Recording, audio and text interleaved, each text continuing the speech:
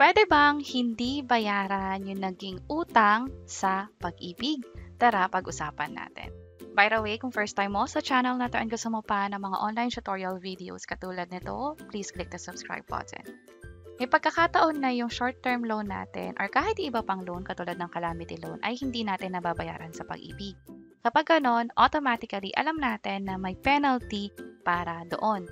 At kapag nagkaroon ng delay sa pagbayad, every day or araw-araw, merong karampatang penalty.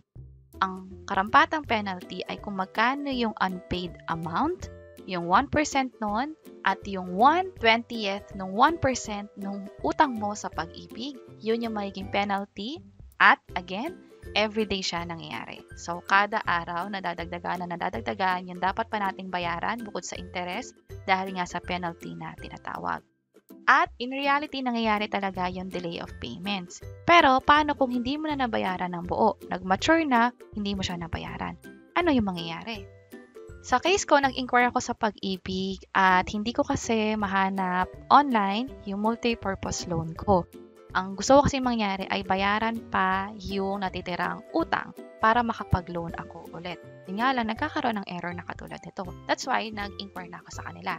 Pwede mag-inquire by clicking this chat with us. I-provide lang yung information na hinihingi dito. Yung pag-ibig number, complete name, email address, contact number. Maging yung sa location. Also, aside sa location, meron din how did you find the chat service? Pwedeng through website. Concern, ito yung concern ko. Short-term loan at i-click yung submit. Pero, based sa naging experience ko, medyo matagal yung pag-reply nila. Pwedeng ilang minuto. Pwedeng ilang oras din. So, pag ganun, pwede nyo isabay sa ibang ginagawa nyo and then time to time, i-check nyo yung phone ninyo or computer ninyo kapag nag-reply na yung pag-ibig. Pero sa akin, i-share ko na lang yung naging actual experience. Ang nangyari pala ay hindi ko na kailangan bayaran pa yung natitirang utang ko sa kanila. Instead, yung 4/8 na natitirang utang ay automatically binawas na sa ipon ko sa pag-ibig. So, naging 30,100 na lang yung ipon ko sa kanila, which is magandang bagay na rin para sa akin. Kasi hindi ko na siya kailangan bayaran, hindi ko na kailangan maglabas ng panibagong pera para bayaran itong 4,800. Binawas na siya sa pag-ibig savings account ko. At pwede ako makapag-loan ng 24,100. Depende yan sa naging contribution nyo nga pala. Kasi sa pag-ibig, kapag short-term loan, 80% nung ipon mo sa kanila ang pwede mong mautang. Sa akin, nasa ganitong amount yung ipon ko sa kanila. At ma-access ko yan gamit ang virtual pag-ibig account. Online lang, makikita ko kung magkano yung kabuuan ng ipon ko, maging yung contribution ko monthly. So halimbawa, binabawasan ako kada buwan sa sahod ko. Nakikita ko kung mapupunta ba talaga siya sa pag-ibig. Or kung OFW or voluntary or self-employed, kung nagbabayad kayo online, makikita nyo rin kung nagre-reflect ba siya sa pag-ibig account nyo mismo. So kapag walang issue, dapat nandito yung contribution nyo at nadadagdagan din yung savings ninyo sa pag-ibig.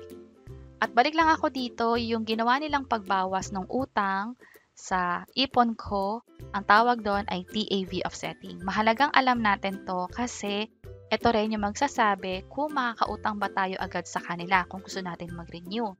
Ang TAV offsetting, nangyayari lang siya kapag nag-mature yung loan, either 2 years or 3 years, at may natitira pa tayong utang sa kanila. Yung natitirang utang, automatically, ibabawas yon sa TAV or Total Accumulated Value. Yung Total Accumulated Value, pareho lang yon sa Total Savings. Tinawag lang nila na TAV dito. Pero basically, kapag sinabing TAV or Total Savings, ito yung kabuuang pera natin sa pag-ibig account natin. At itong TAV offsetting, kung kailan siya nangyari, yun din yung magsasabi kung kailan din tayo makakapag-loan. Pero depende na rin kung nakailang hulog pa tayo sa kanila. Nung nag-inquire ako sa pag-ibig, alam nila na nagkaroon ako ng 17 posted payments or amortization. Dahil dyan, pwede ako makapag-loan agad sa pag-ibig. Pwede ako magkaroon ng short-term loan or multipurpose loan agad-agad. Dahil nga nagkaroon ako ng at least 6 monthly amortization. Pero kung sakali na hindi ka pasok sa criteria na to o halimbawa nakaisang hulog ka lang or 5 monthly payments ka lang sa pag-ibig, basta mas mababa sa 6, mangyayari pa rin yung TAV offsetting. Automatically, ibabawas yung utang doon sa savings mo. Yun nga lang, hindi makakapag-loan agad. Kung kailan nangyari yung TAV offsetting na tinatawag o kung kailan nag-mature yung loan mo sa SSS at ginawa nila yung automatically na pagbawas, after 2 years ka pa simula ng TAV offsetting, makakapag-loan sa Pag-ibig. So kung pareho tayo ng sitwasyon at alam mo na more than 6 yung payments mo, pwedeng nabawas na pala sa ipon mo sa Pag-ibig yung utang mo. Pero mas maganda na i-double check mo pa rin sa kanila, pwedeng mag-inquire via their chat support or di naman kaya pwede rin tumawag sa Pag-ibig hotline. That's 8724-4244. Pwede rin pumunta mismo sa Pag-ibig branch para mag-inquire para sigurado kayo kung magkano nga ba yung pwede nyo pang ma-loan sa kanila at kung pwede na ba agad mag-loan. Sana nakatulong tong video na to. Kung pakiclick ang like button at para sa iba't ibang mga tutorial videos, pwede nyong i-check itong mga nasa baba. Sana makatulong and see you sa mga next videos. Bye-bye!